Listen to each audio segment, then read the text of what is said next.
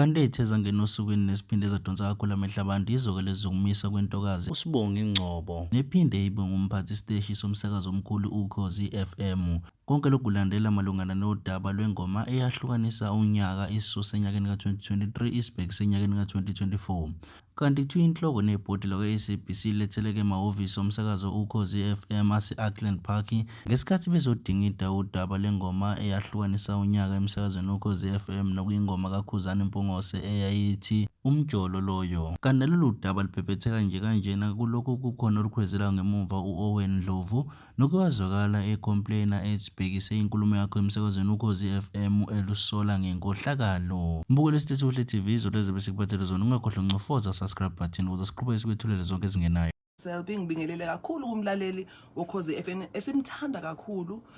Ingoma ehlonisa unyaka umlaleli uzokwazi ukuthi njalo ngoDisemba sesibe na campaign sinayo. Siqale ngomhla 27 November.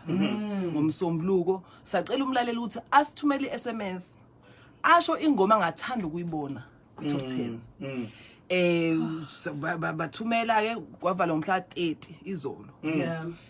Base beyabalaka ababalayo sinama auditors akwazi ukuthi asicheckele yonke into khona yonke into izohamba ngomumo futhi kungabe ukuthi utshatha uthe noma Ngcobo uthe kuba ama auditors asimele kuyiwona akwazi ukuthi asibalele ukuthi obani abakwazi ukuthi bangene ngesibalo esingakanani zimi kanjeni izinto nasenemukela ke nina asamukela ke njengoba sesilana uma siqeda nje ukuyimemezela i-top 10 umlaleli ngaqala vote khona namhlanje online sebevuliwe silinde khona ukuthi siyibeke le i-top 10 mase umuntu nje ngena kwi-phone yakhe SMS njengamanje njengamanje so i-SMS anomi kangaki mangithanda nomi kangaki